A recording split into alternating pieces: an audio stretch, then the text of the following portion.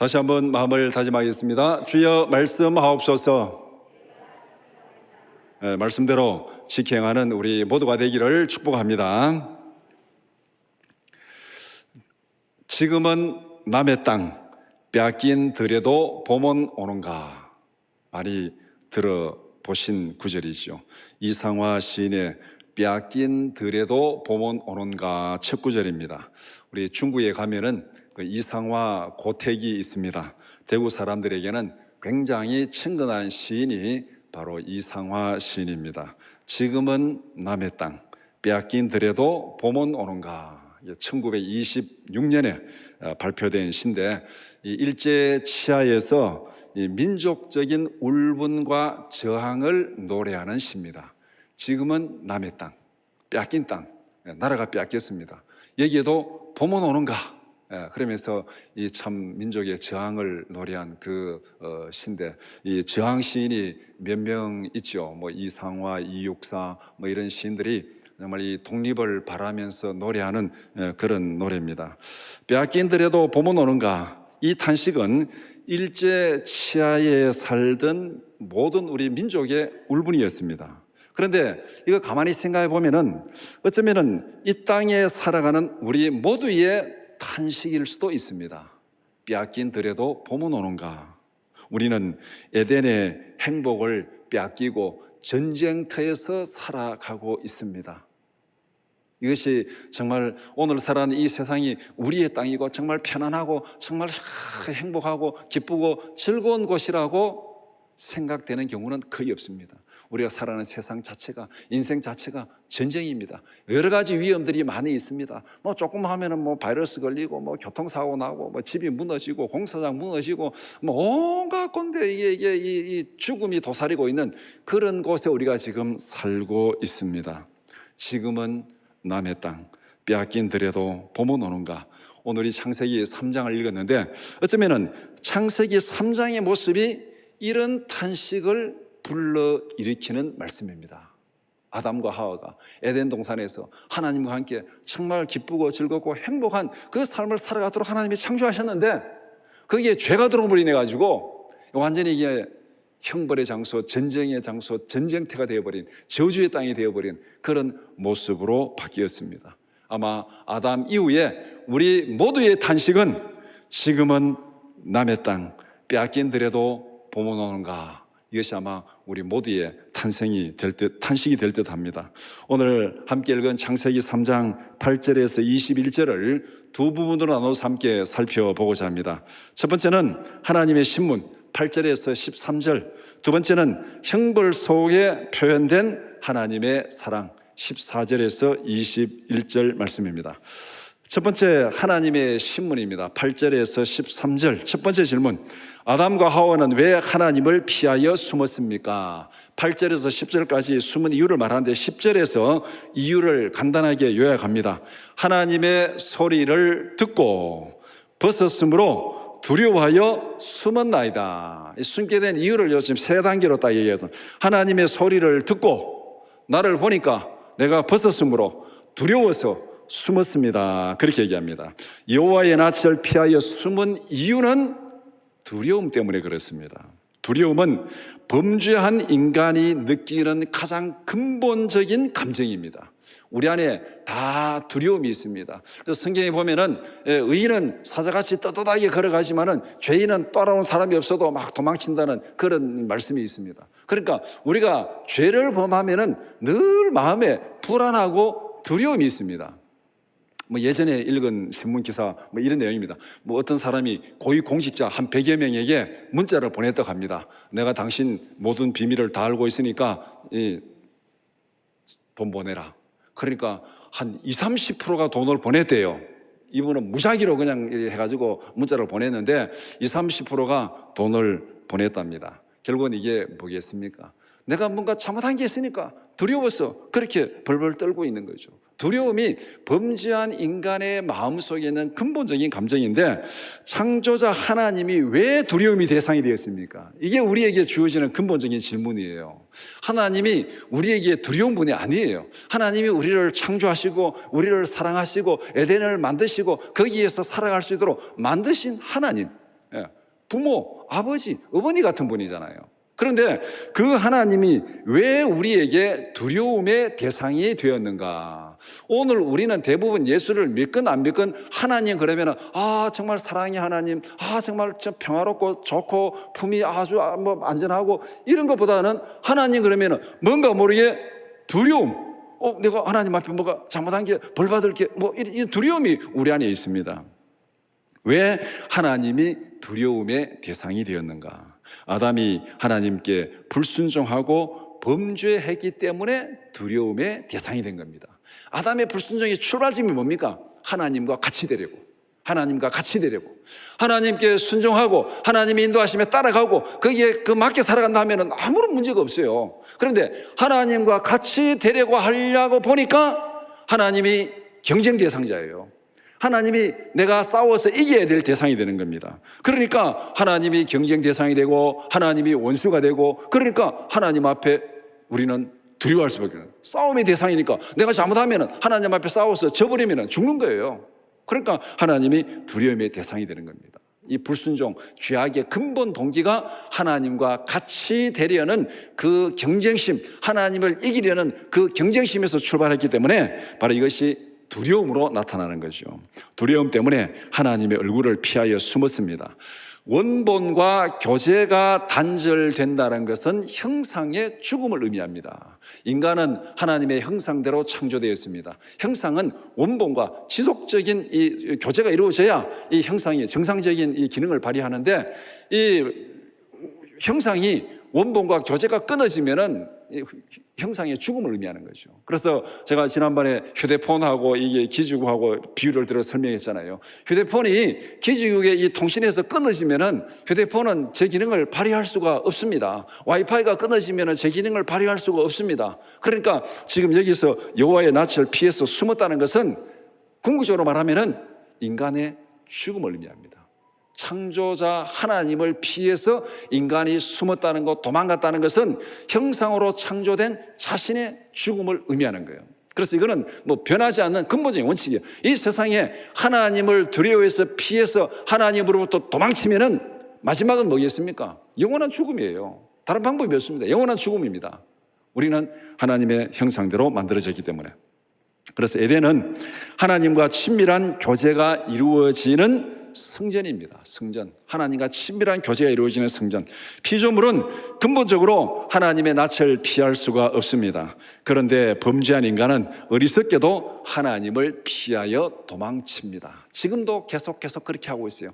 하나님을 피해서 도망치고 피할 수 없습니다. 근본적으로 피할 수 없는데 피할 수 있다고 생각하고 착각하고 계속 도망치고 있습니다. 우리는 하나님의 얼굴을 피할 수 없습니다. 시편 139편 7절에서 10절 말씀 같이 보겠습니다. 내가 주의 영을 떠나 어디로 가며 주의 앞에서 어디로 피하리이까? 내가 하늘에 올라갈지라도 거기 계시며 스올에 내 자리를 펼지라도 거기 계시니이다. 내가 새벽 날개를 치며 바다 끝에 가서 거주할지라도 거기서도 주의 손이 나를 인도하시며 주의 오른손이 나를 붙드시리이다. 이거는 이중적인 의미가 있습니다. 우리가 어디를 가도, 바다 끝에 가도 하늘 위에 가도 땅 속에 들어가도 하나님의 그 존재 임재를 피할 수가 없다. 이거는 범죄한 자에게는 이거는 정말 재앙입니다. 재앙. 어디도 피할 수 없어요. 그러나 하나님을 믿는 자에게는 이보다 더 큰 축복이 없습니다. 어디를 가도 하나님이 나를 지키시고 보호하시고 인도하실 줄 믿습니다. 이것보다가 더 큰 축복이 없어요. 그러나 이것이 우리에게 저주의 말씀이 되느냐 축복의 말씀이 되느냐, 그것은 전적으로 하나님을 향한 우리의 마음 자세에 달려 있어요. 우리가 하나님 앞에 불순종하고 반역하고 범죄한다면 이 말씀은 우리에게 더 없는 저주의 말씀이 되는 것이고, 우리가 하나님을 경외하고 하나님의 순종한다면 이 말씀은 우리에게 더 없는 축복이 되는 겁니다. 우리는 하나님의 눈을 피할 수 없을 뿐만 아니라 세상의 감시도 피할 수 없습니다. 요새 신문에 보면은 뭐 녹취록 문제가 굉장히 많잖아요. 이쪽 녹취록 저쪽 녹취록 다 틀어라 못 튼다. 하여간 신문에 녹취록이 문제가 많습니다. 녹취록, CCTV, 방역 패스. 여러분 한번 생각해 보세요. 여러분 어디를 가든지 다 체크되고 있습니다. 식당에 가서 QR코드 찍으면은 내가 여기 왔다 갔다. 그 다음에 무슨 카페 가서 커피 마셨다 QR코드 찍으면 내가 여기 왔다. 그 다음에 마트에 가서 뭐 하다못해 배추 한 포기를 사더라도 QR코드 찍으면 내가 여기 왔다. 예, 다 찍혀야지 내가 지금 모든 데 다 감시가 되고 있습니다. CCTV, 예, 우리 교회 앞에 요 내거리에 요 CCTV 딱 달려 있잖아요. 그 달린 거 정말 저는 좋게 생각합니다. 방역 CCTV니까 이 주위의 사람들이 교회 와서 무슨 뭐 나쁜 짓 하더라도 거기 다 걸리니까 나중에 딱 하면 다 나오잖아요. 그런데 CCTV가 그것뿐만 아니에요. 이 거리에 서 있는 자동차가 다 CCTV입니다. 지금 블랙박스 다 달려 있잖아요. 거리에 세워져 있는 자동차가 다 CCTV고 도로에 달리는 자동차가 다 CCTV예요. 이제는 교통사고 나면은 그 주위의 시간대에 같이 갔던 뭐 시내버스 이런 거 딱 해가지고 CCTV 추적하면은 이 사고 현장이 다 나오게 돼 있습니다. 우리는 하나님의 낯을 피할 수 없을 뿐만 아니라 세상의 감시도 피할 수 없습니다. 그런데 이것이 뭐 무슨 뭐 개인 인권 보호다 침해다 뭐 이런 문제가 많은데 뭐 그럴 수도 있는데 예수 믿는 우리에게는 오히려 잘 됐습니다. 오히려 잘 된 거잖아요. 어차피 우리는 어디에 살아갑니까? 우리는 종교 개혁자들의 정신으로 돌아가면 돼요. 코람데오가 뭐냐면은 하나님의 면전에서 우리는 하나님의 얼굴 앞에서 살아가는 거예요. 오늘 이 본문에서 아담과 하와는 하나님의 얼굴을 피해서 도망치고 숨었습니다. 숨을 수 없어요. 우리는 근본적으로 하나님의 얼굴 앞에서 살아갑니다. CCTV 중요하지 않습니다. 무슨 방역 패스 중요하지 않습니다. 우리는 그 이전에 하나님이 우리를 지키시고 보호하시고 인도하십니다. 불꽃 같은 눈으로 우리를 지키시는 줄 믿습니다. 우리는 하나님의 면전에서 하나님의 얼굴 앞에서 살아간다. 이 정신으로, 이 마음으로 세상에 여러 가지 다 접어두고 나는 하나님 앞에서 살아갑니다. 내 말과 행동과 모든 것이 하나님의 은혜 안에 있습니다. 이 마음으로 살아가는 우리 모두가 되기를 축복합니다. 두 번째 질문, 아담과 하와는 하나님의 신문에 어떻게 답변하였습니까? 하나님께서 아담의 잘못을 추궁합니다. 내가 내게 먹지 말라 명한 그 나무 열매를 내가 먹었느냐? 지금 내가 하나님의 음성을 듣고 벗었으므로 두려워하여 숨었습니다. 하나님이 지금 다 알고 계시잖아요. 그럼 너 선악과 먹었느냐? 하나님이 먹었는지 안 먹었는지 모르고 물었겠습니까? 알고 물었겠습니까? 다 알고 묻잖아요. 알고 묻는 것은 그 아담의 입으로 인정하라고, 고백하고 회개하라고 하나님이 기회를 주시는 거예요. 모르고 물은 거 아닙니다. 하나님이 다 알고 너의 잘못을 인정해라, 인정하고 회개하고 나오라. 지금 그 회개로 부르심이 하나님의 신문입니다. 추궁이 무슨 벌 주려고 하나님이 추궁한 거 아니에요. 이미 다 알고 계시는입니다. 벌 주려고 하면 그냥 벌 주면 돼요. 그런데 왜 찾아와서 물으십니까? 인정하고 잘못을 인정하고 회개하라. 그런 기회 주는 거죠. 하나님의 신문에 아담은 자신의 잘못을 남의 탓으로 돌립니다. 첫 번째, 하와에게 책임을 전가합니다. 함께 있던 여자, 그가 그 나무 열매를 내게 주므로 내가 먹었나이다. 그냥 함께 있던 여자, 그가 그 나무 열매를 내게 주므로 내가 먹었나이다. 이렇게 답변하는 그 아담의 마음 속에 하와에 대한 그 증오심, 원망, 불평 얼마나 많이 있는지 우리가 충분히 그 마음을 읽을 수 있습니다. 하와가 줬어, 아내가 줬어, 이 말 안 한 거예요. 함께 한 여자, 그가 그 인간이 이래 되는 거예요. 여자 그 인간이. 두 번째는 하나님께 책임을 전가합니다. 그 여자는 하나님께서 주셔서 나와 함께 있게 하지 않았습니까? 하나님이 주셔서 나와 함께 있게 한 여자 그가, 이렇게 말하는 거예요. 그러니까 하나님도 나의 잘못의 원인을 제공했습니다. 하나님께서 그 여자를 만들어서 내게 주지 않았으면 이런 일이 없는데 하나님이 그 여자를 만들어서 내게 줬잖아요. 바로 그 하나님이 만든 그 여자가 내게 이렇게 잘못하게 했습니다. 이렇게 지금 이 하나님을 탓하고 있습니다. 그러니까 아담의 답변은 하와를 탓하고, 그 다음에 하와를 주신 하나님을 탓하고, 하나님께까지 책임을 전가하고 변명하는 이유는 무엇이겠습니까? 하나님도 나의 잘못의 원인을 제공했습니다. 이거잖아요. 하나님도 나의 잘못의 원인을 제공했습니다. 그러니까 하나님의 잘못도 있으니까 하나님이 나를 벌할 수 없습니다. 이 얘기예요. 흔히 뭐 세상 말로는 뭐 물귀신 작전. 하나님도 잘못이 있으니까 하나님 날 벌할 수 없습니다. 이게 지금 자기 방어 변명하는 겁니다. 그러니까 하나님도 잘못했으니까 하나님 잘못이 있는데 나만 벌 받으면 어떻게 되겠습니까? 하나님도 그러면 벌 받아야죠. 이렇게 지금 항변하는 겁니다. 어디 보면은 아담의 논리가 야 이거 정말 대단한 거죠 이게. 그런데 이런 변명이 통하겠습니까? 하와의 답변은 어떻습니까? 하와의 답변은 아담의 답변과 닮은 꼴입니다. 우리 흔히 세상 말로 부부는 닮았습니다. 부부는 닮았습니다. 아담과 하와도 닮았어요. 아나니아 삽비라도 닮았습니다. 거짓말 하는데도 부부는 닮았습니다. 뱀이 나를 깨물어 내가 먹었나이다. 나의 잘못을 인정합니다. 내가 선악과 먹은 거 내가 잘못 인정합니다. 그런데 더 큰 잘못은 뱀에게 있습니다. 뱀에게 있습니다. 뱀이 나를 깨물어 내가 그것을 먹었습니다. 이렇게 하는 거예요. 변명하고 남을 탓하는 것은 범죄한 인간의 자기 방어 본능입니다. 이거는 뭐 예외가 없습니다. 우리 다 똑같습니다. 예외가 없어요. 금방 태어난 애들도 마찬가지죠. 애들 뭐 이제 철들어도 뭐 잘못한 이거 누가 잘못했어? 나 안 했어. 그래서 나 안 했어. 그 애들 키우면서 여러분 다 봤잖아요. 나 안 했어. 딱 지가 했는데 딱 알고 묻는데 나 안 했어. 이렇게 되잖아요. 이게 뭐냐면은 이 아담의 본성이 우리에게 그대로 다 지금 이 물려받아 있습니다. 우리가 그대로 다 물려받아 있습니다. 이 범죄한 사람의 자기 방어 본능. 나 안 했어. 이렇게 딱 나오는 거죠. 잘된 것은 내가 잘해서 된 것이고 잘못된 것은 누구 탓이라고요? 조상 탓입니다. 잘된 것은 내가 잘해서 잘된 거고 잘못된 것은 조상 탓입니다. 그래서 왜 이게 이 조상 탓을 이게 고칠 수 있냐 하니까 무슨 뭐 풍수 묘자리 보고 이 묘를 이장해야 되겠다. 아주 뭐 요새는 모르겠습니다. 옛날에는 뭐 대통령 선거 때만 되면은 뭐 후보들이 자기 조상 묘자리 이전하고 뭐 이런 일들이 벌어졌는데, 잘못된 것은 다 조상 탓이고 조상 묘자리 탓입니다. 이게 뭐냐면 우리 마음속에 뿌리 깊이 박혀 있는 거, 남을 탓하는 거. 하나님은 알고 찾아왔습니다. 남을 탓한다고 책임이 면해지는 것 아닙니다. 하나님 다 알고 찾아왔어요. 그러면 우리가 어떻게 되겠습니까? 빨리 인정하고 사과하면 되는 거예요. 하나님 죄송합니다. 하나님 죄송합니다. 우리가 늘 예배 시작 전에 하나님 죄송합니다. 잘못을 인정하고 사과하는 거예요. 인정하고 회개하는 겁니다. 하나님은 알고 찾아왔습니다. 이게 무엇입니까? 하나님의 사랑이에요.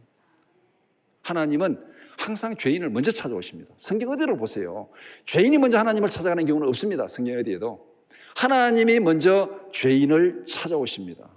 죄인을 찾아오는 이유가 뭡니까? 하나님 벌 주려고 찾아오는 거 아니에요. 찾아와서 묻고 확인하고 이거는 뭐냐면 회개의 기회를 주는 겁니다.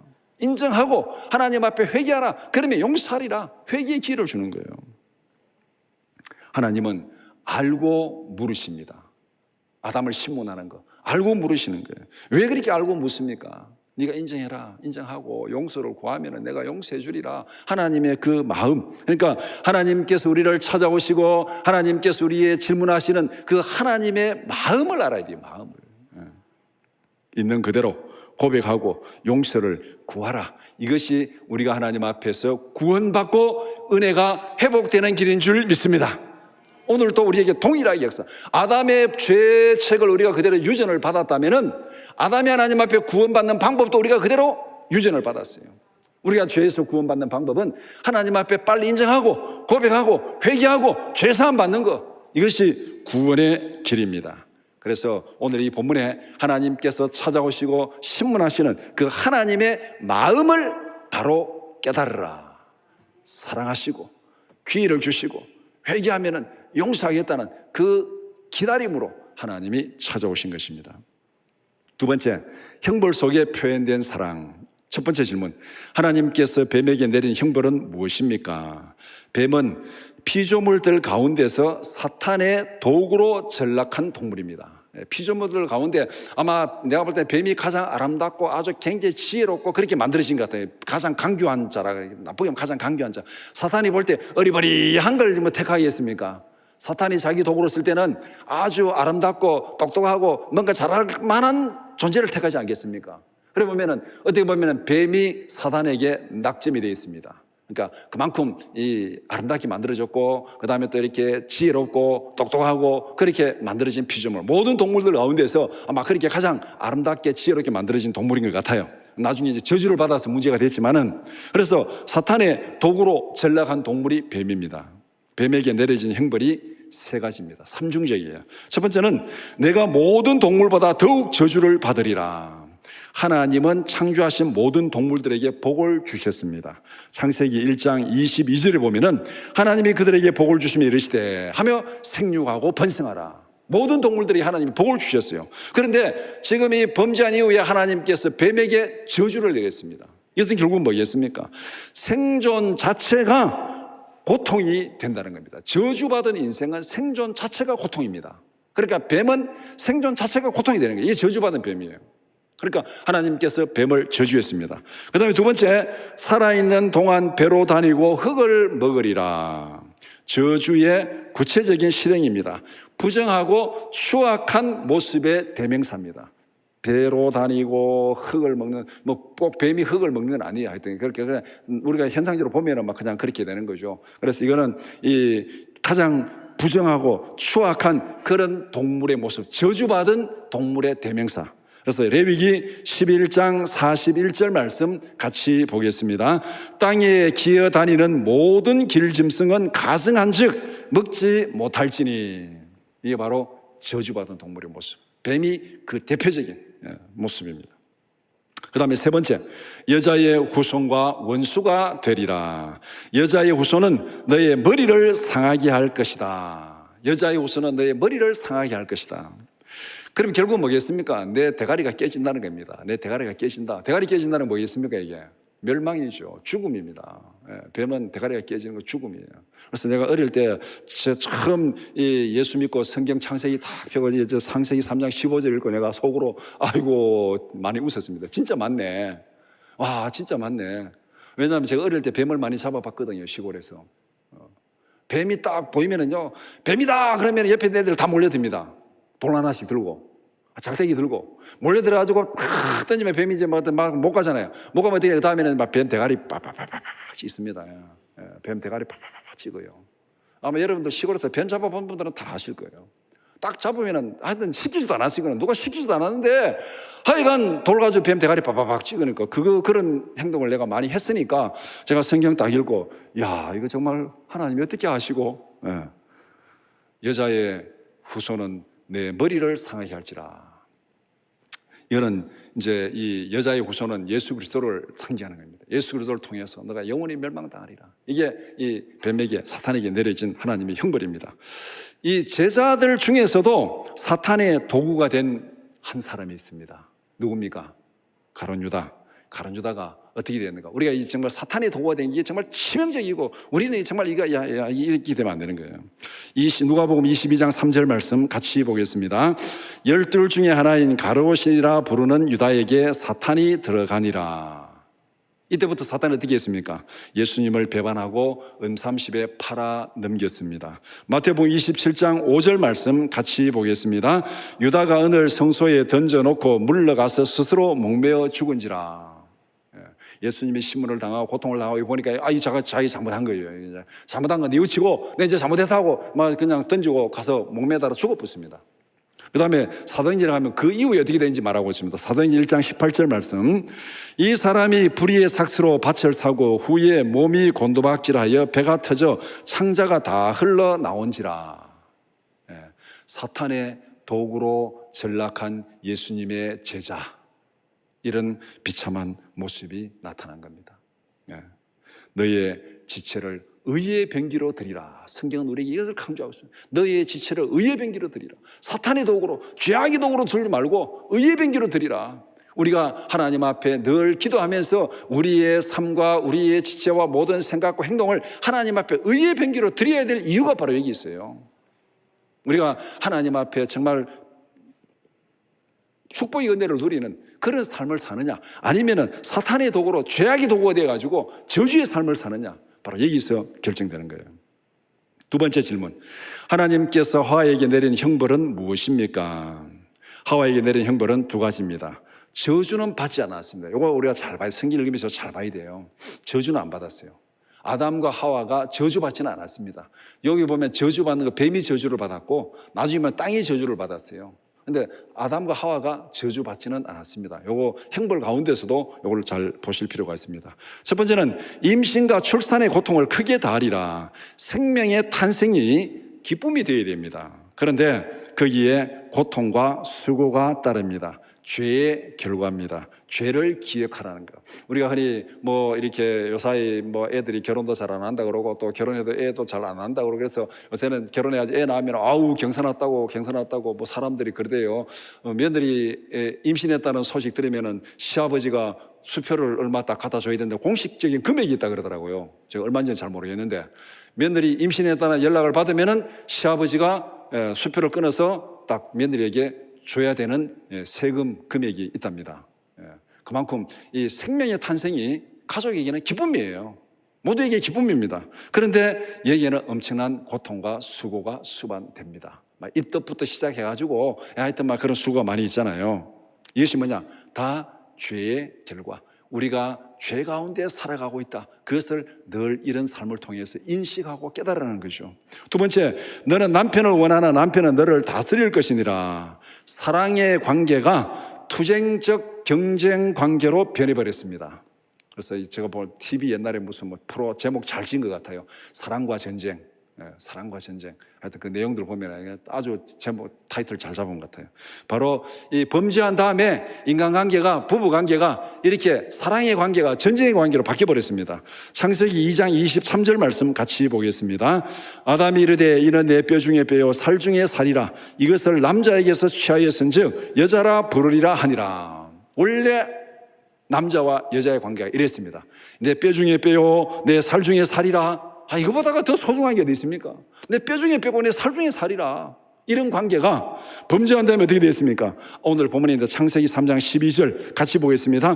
아담이 이르되 하나님이 주셔서 나와 함께 있게 하신 여자 그가 그 나무 열매를 줌으로 내가 먹었나이다. 함께 하신 여자 그가, 이거는 나하고 전혀 관계없는 하나님이 주신 그 송충이 같은 벌레 같은 그 인간이 이렇게 되는 거죠. 그러니까 아주 막 증오와 원망과 불평이 막 묻어나오는 그런 관계가 되어버렸습니다. 하나님은 모든 피조물을 사랑과 기쁨의 관계로 창조했습니다. 창세기 1장 31절 말씀 같이 보겠습니다. 하나님이 지으신 그 모든 것을 보시니 보시기에 심히 좋았더라. 이게 창조의 원래 모습이에요.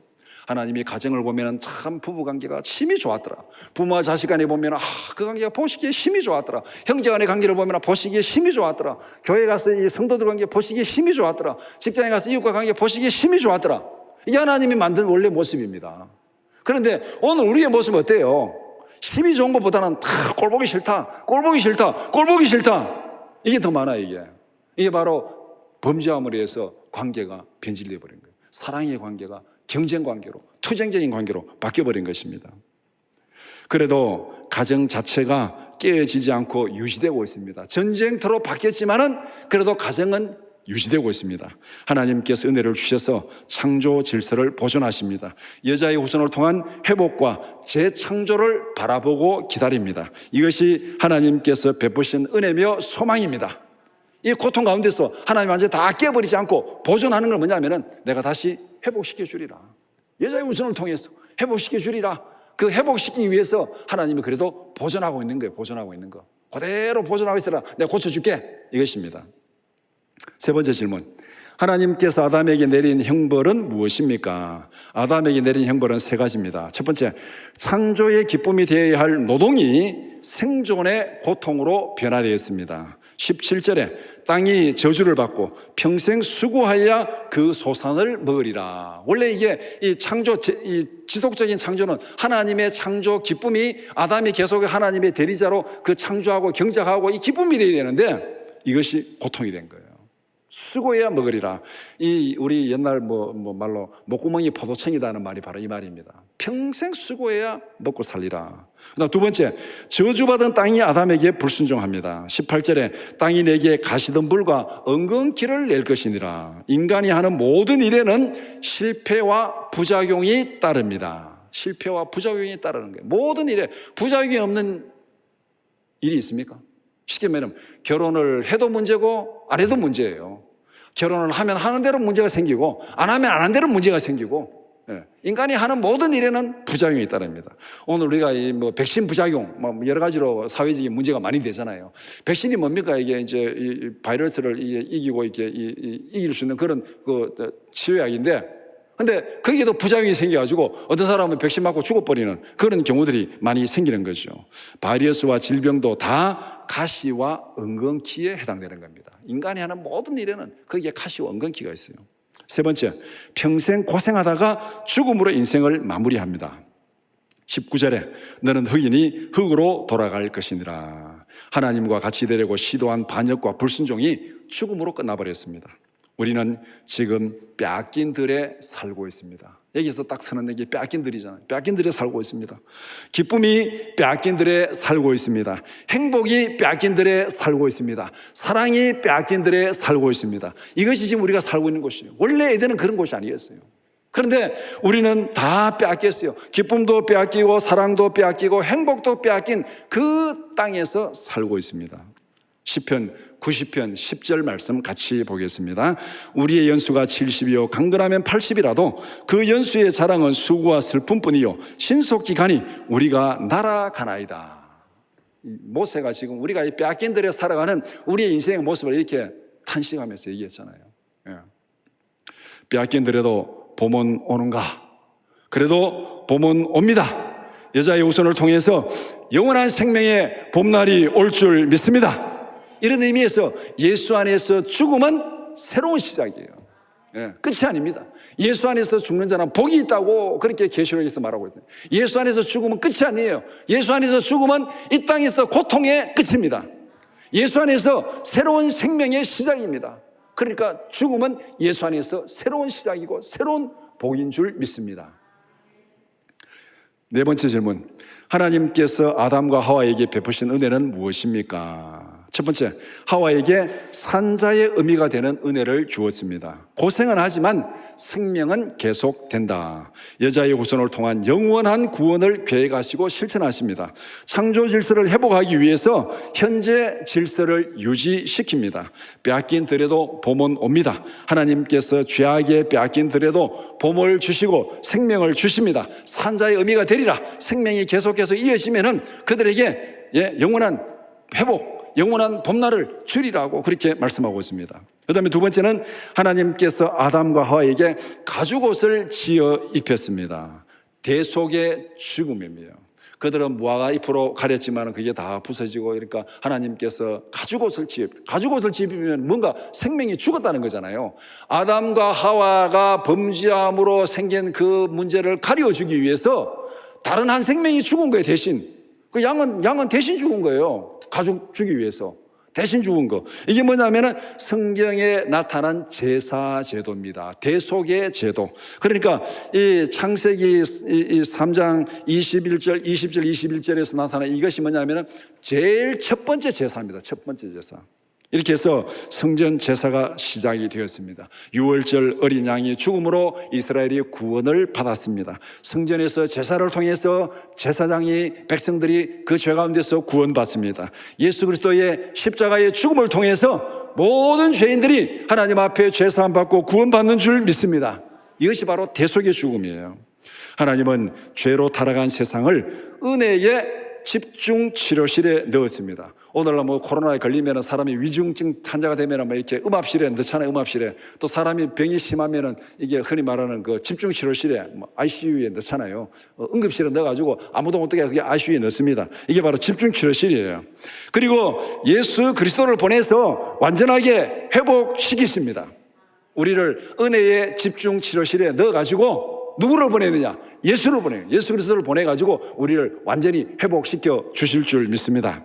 에베소서 1장 9절에서 10절 말씀 같이 보겠습니다.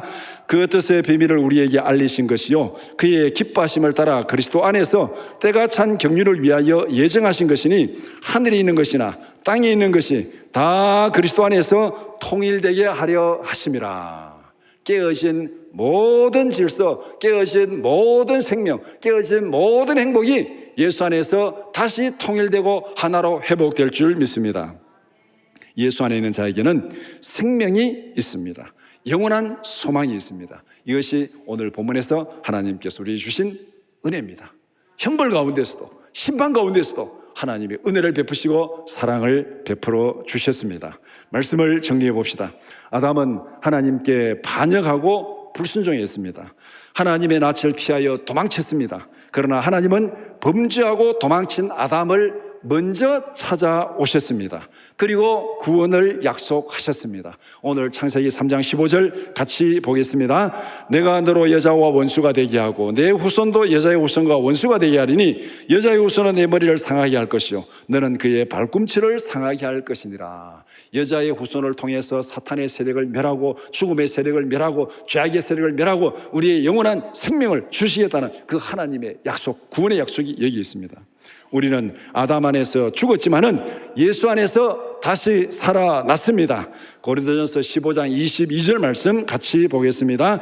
아담 안에서 모든 사람이 죽은 것 같이 그리스도 안에서 모든 사람이 삶을 얻으리라. 그리스도 안에서 모든 사람이 삶을 얻으리라. 하나님은 약속하신 대로 우리를 구원하셨습니다. 여자의 후손으로 오신 예수 그리스도를 통하여 구원하셨습니다. 로마서 5장 8절 말씀 같이 보겠습니다. 우리가 아직 죄인 되었을 때에 그리스도께서 우리를 위하여 죽으심으로 하나님께서 우리에 대한 자기의 사랑을 확증하셨느니라. 우리는 예수 그리스도를 통해서 구원받았습니다. 이 땅에서 구원받은 성도의 삶에도 고난은 피할 수 없습니다. 하지만 우리는 구원받은 죄인으로서 근신의 삶을 살고 있습니다. 죄를 지었기 때문에 근신의 기간은 필요합니다. 그러나 우리의 생명이 끝난 게 아니에요. 이 근신의 기간, 하나님께서 우리에게 근신의 기간을 주신 거예요. 이 땅에서 우리가 살아가는 거, 우리가 다 구원받았지만은 질병이 있고 고통이 있고 죽음이 있어요. 그러나 그것은 근신의 기간입니다. 근신의 기간이 끝나면은 영원한 생명을 누리게 될 줄 믿습니다. 영원한 영광을 누리게 될 줄 믿습니다. 영원한 기쁨을 누리게 될 줄 믿습니다. 이것이 하나님께서 예수 그리스도를 통해서 우리에게 약속하신 복음입니다. 구원이 완성되는 영원한 그날을 사모하며 근신하며 인내하며 믿음의 길을 달려가는 우리 모두가 되기를 축복합니다. 빼앗긴 들에도 봄은 옵니다. 예수 안에서 영원한 봄날이 올 줄 믿습니다.